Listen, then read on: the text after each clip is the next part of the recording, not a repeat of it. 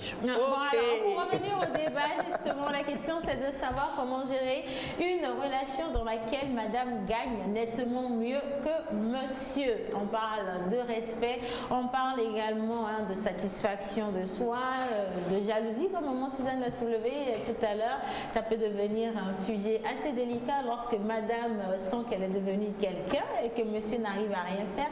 Et entre-temps, Joël avait quand même une intervention. Bah oui, j'avais levé la main juste pour une petite précision parce que maman parlait justement d'un élément assez important et moi je voulais rebondir pour dire qu'en réalité il faut qu'on considère ou on prenne en compte les zones géographiques. Parce que se mettre ensemble ou se mettre en couple ou être marié en Afrique, c'est pas la même chose qu'en Europe ou aux États-Unis. Parce qu'en Europe ou aux États-Unis, on considère que monsieur paye la facture d'électricité, madame paye la facture de l'eau. Et au même moment, chez nous, il y a aussi un élément qu'on oublie. Est-ce que les gens sont en couple ou ils se sont mariés? Si vous vous mariez, d'office, je pense que vous êtes dans une communauté de biens. Et dans une communauté de biens, vous avez pour madame 50 et pour monsieur 50. Donc si vous avez choisi, si vous choisissez, bon. Et si monsieur ne travaillait? Attention, si vous êtes marié, si vous n'avez rien choisi, vous êtes dans une communauté de biens où c'est 50-50. Parce qu'on estime que nul n'est censé ignorer la loi. Je dirais que c'est une façon de choisir. C'est une façon de choisir, justement. Au même moment, par rapport aux deux parties, la Bible dit quelque part, je ne sais pas trop, mais je sais que ça se dit. Mon peuple périt par manque de connaissances. Et donc, il faut quand même que la femme sache, en déboursant pour la famille, comme maman vient de le dire, prendre soin de la famille, acheter les habits de madame, de monsieur, et s'occuper de toute la maison. Il faut que la madame sache quand même qu'ils sont sur un terrain où c'est pour le meilleur et pour le pire. Et donc, quand demain, monsieur va prendre une autre dame pour la maison, madame doit savoir quand même ses droits pour aller réclamer. Et ça, je suis très très content aujourd'hui parce qu'on vient de traverser le 8 mars et d'après tous les discours que j'ai eus sur les médias, je pense que les femmes aujourd'hui ont beaucoup plus d'informations par rapport à cette histoire. Oui, et l'autre élément, les femmes ne connaissent pas leurs droits. Elles sont nombreuses. Donc il faut aller aussi sur ce terrain-là afin que finalement, quand on est dans le foyer, il ne faudrait pas que...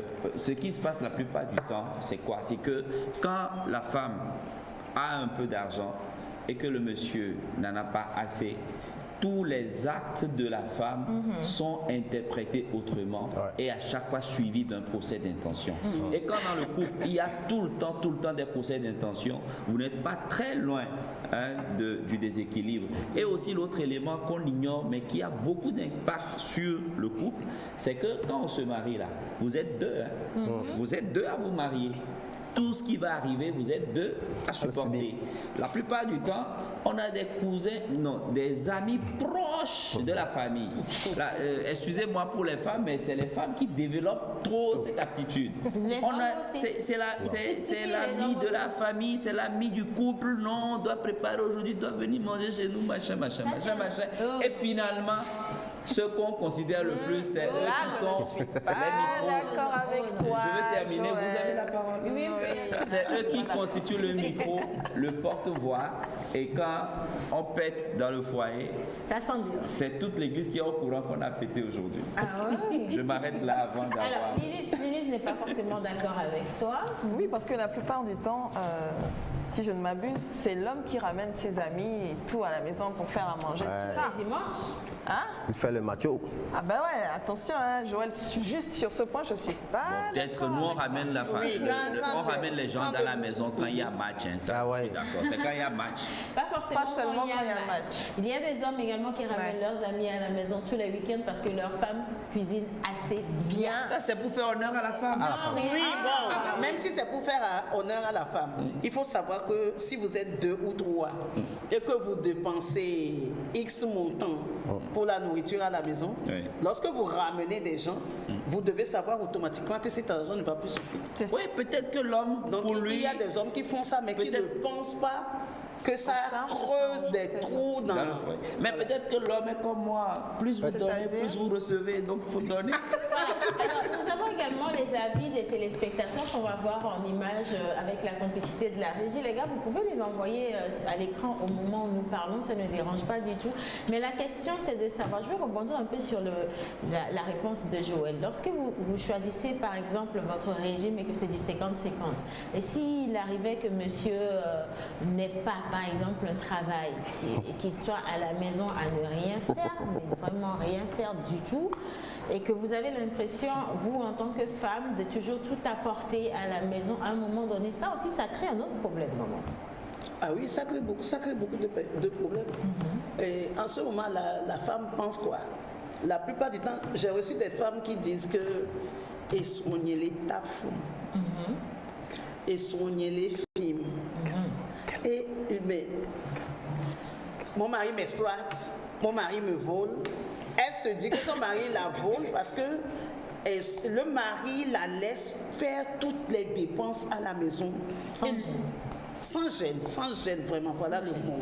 Et puis il s'en fout quoi, il revient, il mange, il se plaint que ses habits ne sont pas propres. Et tout ce qui va avec. Tout ce qui va avec. Il y en a même qui te réclament de l'argent lorsqu'il doit aller payer sa traite. Ah bon? D'après le crédit. Ou peut-être s'il veut sortir vendredi soir, et lui te demande de lui donner de l'argent parce que c'est toi qui travailles. Il y a une dame qui m'a dit que elle a accouché. Son mari n'a pas de voiture, c'est elle qui a une voiture. Et son mari, elle doit descendre de l'hôpital. Son mari la laisse avec le bébé à l'hôpital et prend sa voiture pour aller en boîte. Yes. Alors, premier avis. Est-ce qu'on peut avoir le premier avis du premier téléspectateur, s'il vous plaît, à l'écran pour pouvoir nous en imprégner? Ils ont été assez nombreux à envoyer ce qu'ils pensaient du sujet. Beaucoup m'ont dit que c'est en Afrique que ça posait un problème, que la femme soit plus riche que l'homme. Parce qu'en Europe, comme Joël l'a dit, tout est assez bien structuré. On sait exactement combien on en met et combien chacun est supposé investir. Voilà. Alors, il y a Jocelyne qui dit que c'est très compliqué vu l'orgueil de l'homme avec sa fierté. Seul Dieu peut nous aider. Enfin, vous aider. Sinon, il voit tout en foutaise. Et ça rejoint ce que Maman Suzanne disait. Dès que vous voulez dire quelque chose, on vous dit, oh, le concours maintenant, parce que tu as plus d'argent. Voilà. Et on commence par te maudire, par t'envoyer des paroles blessantes parce que c'est toi qui as une certaine autonomie financière. Chez nous, il y a même un slogan qui dit Okay. Ça devient plus sérieux encore. Alors, avis suivant, si on peut l'avoir, s'il vous plaît, les gars, à la régie. Alors, il y a Lina qui avait également une intervention. Oui. Pas spécialement. Juste que je pense réellement, comme disait Monteur tout à l'heure, que quand on est en couple, c'est qu'on fait les choses ensemble. Et l'essentiel, c'est d'avoir une bonne communication. L'homme, la femme doivent pouvoir communiquer. Comme le lecteur disait tout à l'heure, ça dépend de comment chacun s'entend. En Europe, c'est un peu moins problématique qu'en Afrique. Pourquoi? Parce qu'on s'entend. Si le mari décide d'être homme au foyer, il fait bien son travail. Il joue bien son rôle d'homme au foyer. Et la dame, elle joue bien son rôle de personne qui ramène la ressource à la maison. Donc je pense que tout est un problème de communication. Tant que la communication y est, on s'entend. Alors, il y avait un avis, là les gars, on peut revenir dessus à l'écran, qui disait que c'était possible si et seulement si l'homme et la femme étaient humbles et sages. C'est ça l'humilité. Humble et sage. Mais on a vu quand même, il y a des femmes qui étaient des exemples d'humilité à la base, mais l'argent monte vite à la tête aussi. Dès l'instant où tu commences à compter les millions, je vous l'ai dit, il y a eu un cas où c'était le monsieur qui faisait absolument tout. Et dès l'instant où la femme a été promue, elle a commencé par gagner ses millions, c'est devenu oui, mais écoute, tu n'as pas pu payer le loyer, je suis passée, j'ai payé le loyer, c'est passé, c'est rien du tout, tu ne pouvais pas le faire, je l'ai fait. Il y a aussi la manière de prendre des charges en compte, la manière de parler, de s'adresser. Parce que dès l'instant quand vous gagnez vraiment plus, il y a l'orgueil de ces hommes qui tout de suite est touché. On se dit, elle va monter sur ses grands chevaux, elle va vouloir tout contrôler, elle va vouloir porter le pantalon, elle va vouloir jouer à l'homme. Alors la place de l'homme devient problématique parce qu'il se sent inférieur tout de suite, parce que pour lui, devenir plus fort, c'est avoir la main sur tout et sur la vie financière du couple. Oui, Voilà. Oui, il faut dire que l'argent dans le foyer, c'est le pouvoir. Le nerf de la guerre. C'est le pouvoir. Plus on en a, on a l'impression d'avoir beaucoup plus de pouvoir, mais ça ne devrait pas être comme ça. Ça ne devrait pas être comme ça. Lorsque vous avez de l'argent, vous devez tous les deux considérer cet argent-là comme serviteur à la maison, et l'argent ne devrait pas être votre Dieu. Donc, même si vous avez l'argent, vous continuez à vous respecter, vous continuez à bien vous parler, et vous continuez à penser à ce que l'autre ressentira lorsqu'il entendra telle ou telle parole de vous. Maman, dernière question avant de passer au prochain plateau. Comment un foyer devrait gérer sa vie financière? Normalement, pour deux personnes qui se sont mises ensemble et qui s'aiment, ils devraient avoir une seule poche. C'est quoi une seule poche? Un compte bancaire commun? Si vous avez un compte bancaire commun, c'est bon. Si vous n'en avez pas, chacun doit se sentir responsable des problèmes qu'il y a à la maison.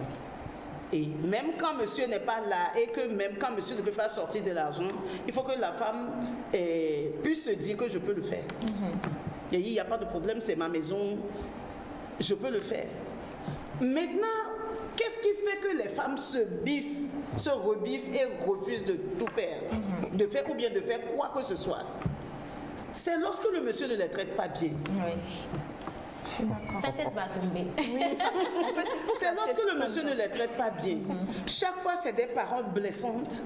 Et il y a vous pouvez entendre une parole blessante que vous allez gérer toute votre vie. Vous n'oubliez pas. Jamais. Il y a des choses qui sont insupportables, surtout des choses venant de votre mari, de celui que vous aimez, de celui à qui vous avez confié votre vie, de celui que vous avez accepté pour la vie. C'est vraiment difficile.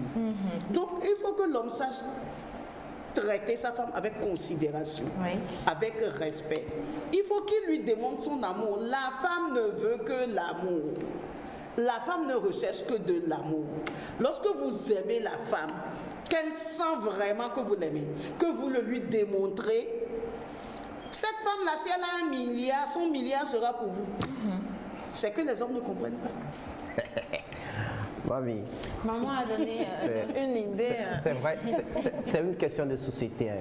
Par exemple, la question ne se pose pas ailleurs. Mais chez nous, dans notre société, on se dit que c'est à l'homme de prendre soin de sa femme. Oui. Donc, c'est comme ça dans sa psycho. Oui. Et quand il arrive que la femme démarre financièrement plus que l'homme, la fierté de l'homme lui renvoie à une complexe d'infériorité. Oui. Dès que cette complexe arrive dans nos vies, c'est là où moi je dis, il faut qu'on laisse un peu de côté le cœur et on rentre sur les bases juridiques. On suit les télénovelas tous les jours, on copie tout ce qui est bien de l'autre côté. Pourquoi pas copier tout ce qui est base juridique aussi. Comme ça, il n'y aura pas l'homme étant l'homme, ou bien l'être humain étant être humain, un beau jour, il peut beau t'aimer, t'envoyer tous les mots du monde, mais il peut changer aussi. S'il y a des bases juridiques bien solides, il n'y aura pas de ces problèmes. Joël vient de le dire, quand on est marié, c'est 50-50. Donc, à nous d'apporter. De défendre en fait notre richesse. Parce que ça nous appartient à nous deux. Maintenant, si la femme est conversante, et puis c'est elle qui démarre mieux, et puis elle fait comme si c'est elle, c'est un peu difficile pour nous les hommes de supporter. Maintenant, on peut jouer le jeu. Quand la femme peut remettre l'argent à l'homme, c'est lui qui fera les dépenses. Maintenant, il y a de ces hommes fainéants aussi. On le reconnaît, nous sommes parfois des fainéants. Il faut travailler les hommes, même si ta femme fait toi à la maison. Joue au jardinier, joue au babysitter. Lave la voiture. Lave la voiture, elle saura que tu apportes quelque chose. Maintenant, moi, je voudrais poser une question. Pourquoi, si c'est le cas contraire, le cas où l'homme fait tout, il n'y a pas tous ces problèmes? C'est son devoir. C'est légitime. Oui, tu viens de le dire. C'est parce que sous nos cieux, dans notre esprit, c'est l'homme qui doit faire tout. Oui. Et quand il fait tout, il est dans son rôle. Mamie, il y a la mondialisation. L'équité du genre. L'équité du genre. Moi, je vais- Océane, s'il te plaît, si tu veux. Excusez-moi hein, si je n'ai pas tout de suite réagi au débat, parce que je ne suis pas encore... Tu es dans le cas? Non. Ah, ok. Je ne suis pas encore dans le cas, mais je pense que tout se base sur l'amour. Lorsqu'il y a l'amour, tout va bien. C'est tout ce que moi j'ai à dire. L'amour est variable. Non, tout se base sur l'amour. C'est très facile de le dire. C'est pas tout ne se base pas sur l'amour. C'est mon avis. C'est mon avis personnel. Il y a mon mentor qui parlait tout à l'heure de couple, mais ce n'est pas forcément des couples légalement formés. Ça peut être également une question dans le copinage. Lorsque vous êtes avec un homme qui, par exemple, est au chômage, vous, jeune fille, vous travaillez peut-être. Je donne un exemple au hasard. Vous travaillez dans une banque, monsieur qui vient de finir ses études, qui ne fait rien, qui cherche du travail, mais qui n'a absolument rien. La première année, vous aidez. À un moment donné, ça devient un peu agaçant d'être toujours celle qui aide. Et pour beaucoup, elle se dit, c'est parce que je l'aide qu'il ne fait pas plus d'efforts pour se sortir de sa condition. Et on remarque malheureusement qu'il y a des hommes qui se plaisent dans l'entretien, qui ne veulent absolument rien faire, qui ne veulent pas trouver du travail, qui sont des fainéants, qui cultivent même ça. Et la fille, à un moment donné, se dit, écoute, il y a des jeunes comme toi qui se battent, même s'ils n'ont pas du travail forcément, grâce au diplôme qu'ils ont en main, ils ont quand même le petit job qu'ils font. Lorsque vous rentrez à la maison, monsieur est là, il se prélasse sur le canapé, il regarde le match, il attend qu'on lui fasse à manger, alors que ses camarades sont là en train de courir les rues pour chercher du travail. Il y a un problème qui se pose. Et si monsieur aimait vraiment cette femme-là, il ne serait pas là en train de dormir. Non, moi je pense que tout dépend de la base. Quand même, hein. Tout dépend de la base. Dès le début, si toi, femme, tu as habitué ton mari ou ton copain à l'entretenir, il faut savoir que l'être humain, on l'éduque en fait. On est toujours bébé à n'importe quel âge. Hein. Donc, si au début, tu commences pas à m'entretenir, je prends l'habitude. Il faut vraiment sceller au début.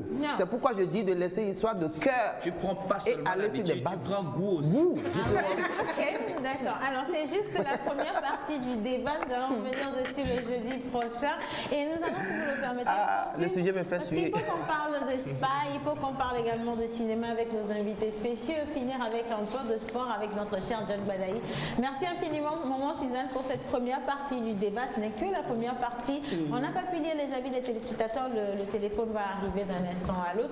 Mais tout de suite, nous partons pour un peu de cinéma intermède. 228 Hit Hot et juste après pause ciné avec notre cher Joël et ses invités. C'est parti.